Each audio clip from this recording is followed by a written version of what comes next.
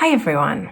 Today I'm continuing a series that I started a while ago with respect to comparing different types. I've been through quite a lot of these combinations like INTJ versus ISTP, INFJ versus INTP, ENFP versus ESFP, and many others, so feel free to check them out. And today I'm going to be talking about the difference between INFJ and ENFJ. I've had this combination requested quite a few times on previous videos and on my Instagram page, so today I will be exploring the differences between these two types. Anyway, before I go deeper into this video, you can check the description of the video just down below and find out more information about my website, my newsletter, the services that I offer, and so on and so forth. Anyway, thanks a lot for being here with me. If you haven't already, please don't forget to like and subscribe, and let's dive in. So if we talk about the difference between INFJ and ENFJ, of course, we will immediately look at the first letter. If we simply look at this from the perspective of letters or preferences, the only one that these two types do not share is that of introversion versus extraversion. For those of you who have been following me for a longer period of time, you probably noticed that when it comes to introversion and extroversion, I don't usually refer to it from the perspective of social extroversion. So I don't necessarily talk about it in terms of this person is more talkative and more outgoing, therefore they're an extrovert. But rather I'm referring to the concept of cognitive extroversion or introversion. And I'm also linking this to Carl Jung's original description of this difference. So again, if we look at INFJ versus ENFJ, yes, it will be more likely sometimes that ENFJs will be more talkative or more outgoing or more sociable than INFJs. But a more important difference to take into account is the cognitive one.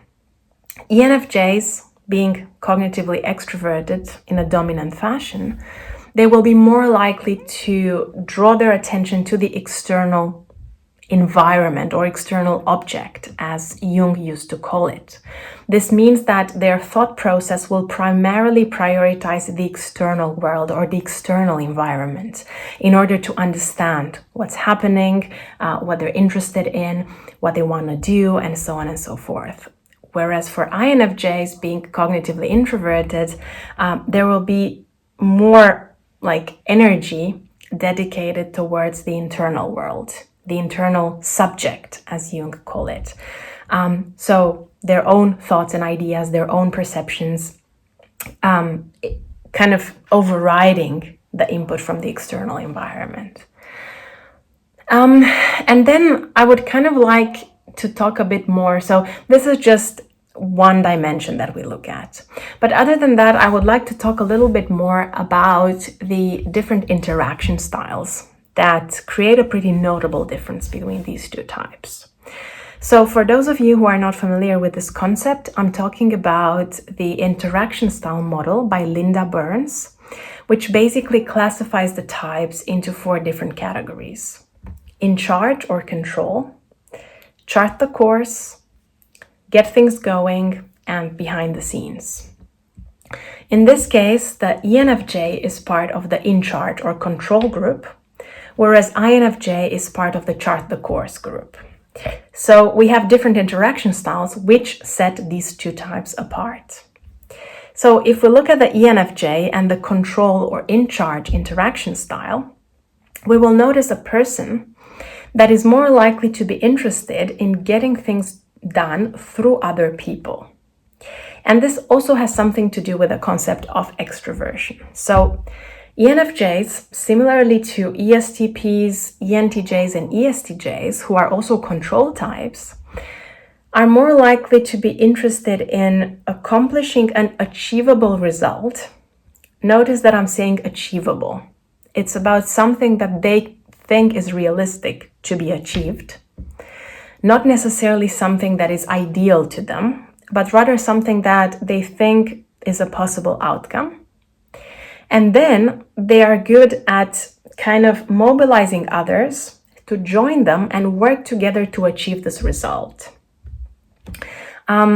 Like Linda Burns says, the theme here is getting things done through people. And probably control types are some of the best types at making things happen in this way.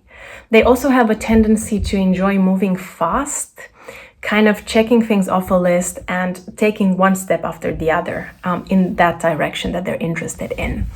They hate backtracking, they hate having to review their decisions, which means that they're more likely to want to take consistent action and make sure that themselves and the other people kind of stay on track with that aim in mind of completing the task, getting things done, getting things accomplished. On the other hand, INFJs are chart the course types. So the similarity here with the control group is that these people are also interested in making sure that they stay on track to achieve the result. This is something that they have in common. However, chart the course types, or finishers as they are called, are introverts. In this category, we have INFJ, INTJ, ISTP, and ISTJ. And basically, all of these types are interested in making sure that they kind of stay on a track from point A, where they are right now, to point B. And point B is this ideal destination. Sometimes Linda Burns was referring to it as a desired result. This is a pretty important difference. ENFJs and other control types are more interested in an achievable result, whereas INFJs and the other chart the course types are more interested in a desired result. This is why things will shift a little bit. For the control types, the result that they want will be achievable, a little bit more realistic and practical, and more likely to be closer in time to where they are. Whereas for INFJs and other chart the course types, the result is a desired one. So it's kind of projected more into the future, more into the long-term perspective. So because of that, INFJs will be more likely to kind of visualize what they want to achieve, why they want to get there, and make sure that they have the patience to stay on track and work towards that particular goal. And they might be good at helping other people stay on track too, and making sure that other people finish what they do as well. However, they are less interested in this common theme of getting things done through other people. They're more interested in what they want to do, what they want to achieve themselves. There seems to be a little bit more of an independence tendency in their case.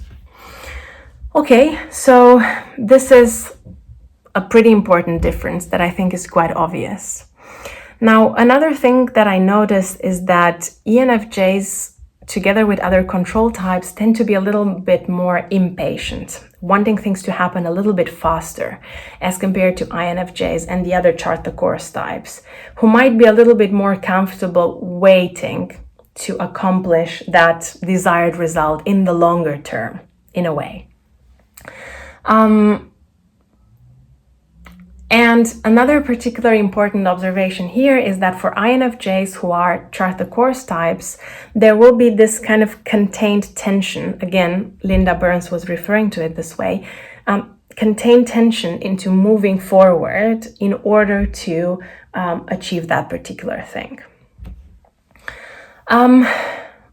Now, the last thing that I want to talk about is a slight difference in functions.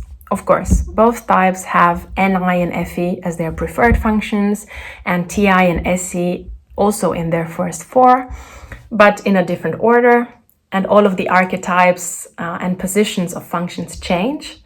I'm not going to be talking about all of them right now. If you're interested, you can check out my previous videos about the cognitive functions in each specific position of the cognitive stack, using John Beebe's theory. However, for the present moment, I'm only going to be talking about the critic function, which I tend to notice a little bit more in people. So for ENFJs, the critic function, the sixth function in the stack, is extroverted intuition.